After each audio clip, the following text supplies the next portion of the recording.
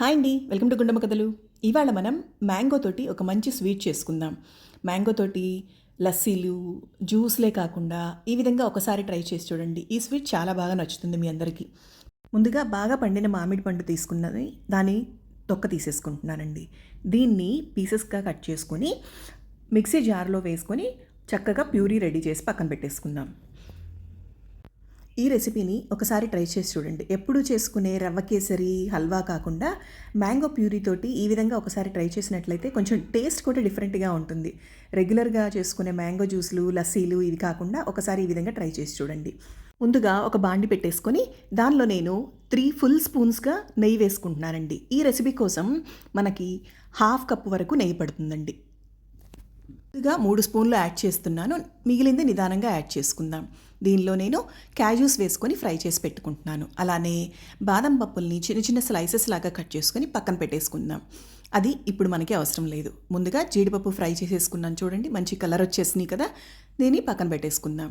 నేను 1 కప్పు రవ్వతోనే చేస్తున్నానండి. ఈ క్వాంటిటీతో చేయండి, మీకు కరెక్ట్గా వస్తుంది, టేస్ట్ పర్ఫెక్ట్గా ఉంటుంది.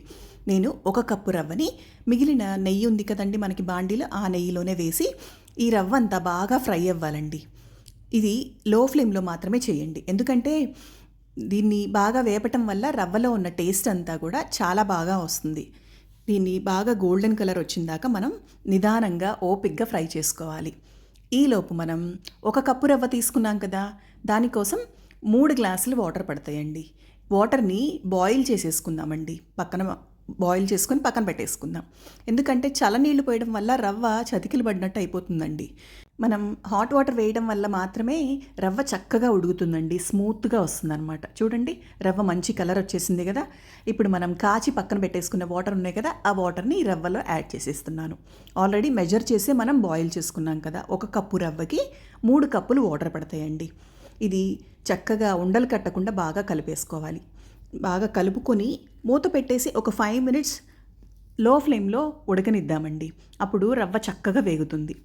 ఈలోపు మనకు కావాల్సిన ఇంగ్రీడియంట్స్ అన్నీ రెడీగా ఉన్నాయి కదా. మ్యాంగో ప్యూరీ రెడీగా పెట్టేసుకున్నాం, అలానే క్యాజ్యూస్ ఫ్రై చేసి పెట్టేసుకున్నాం. ఈలోపు షుగర్ కూడా రెడీగా పెట్టుకుందాం.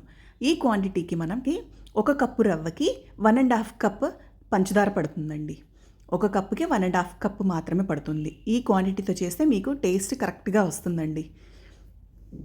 రవ్వ వాటర్ అంతా పీల్చేసుకొని బాగా బాయిల్ అయింది కదండి. ఇప్పుడు మనం పంచదార యాడ్ చేసుకుందాం.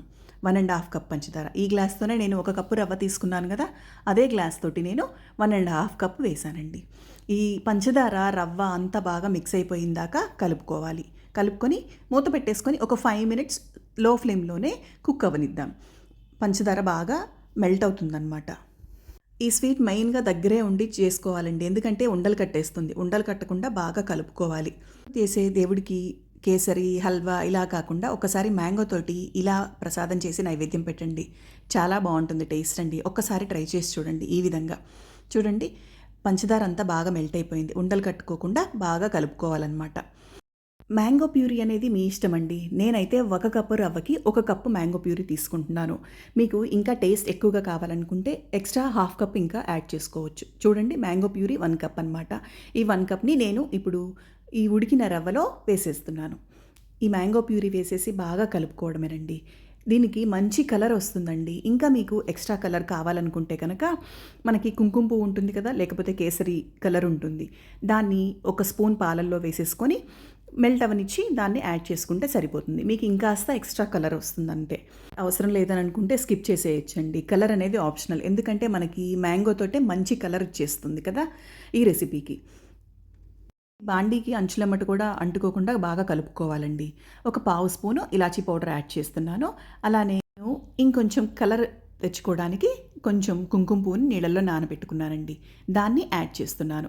ఇది ఆప్షనల్ అండి కంప్లీట్గా. మీకు వద్దనుకుంటే అవాయిడ్ చేసేసేయండి, కంప్లీట్గా స్కిప్ చేసేయచ్చు.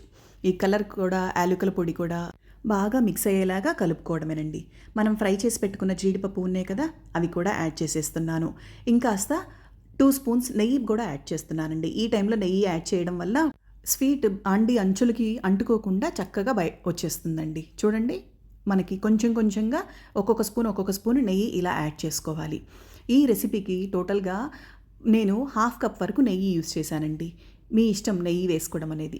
ఫైనల్గా నేను కట్ చేసి పెట్టుకున్న జీడిపప్పు బాదం పప్పులతోటి గార్నిష్ చేసేసుకో. మన మ్యాంగో తోటి స్వీట్ రెడీ అయిపోయినట్టేనండి. Thank you and enjoy the recipe. ఈ వీడియో కనుక మీకు నచ్చినట్లయితే please like, share and subscribe my channel.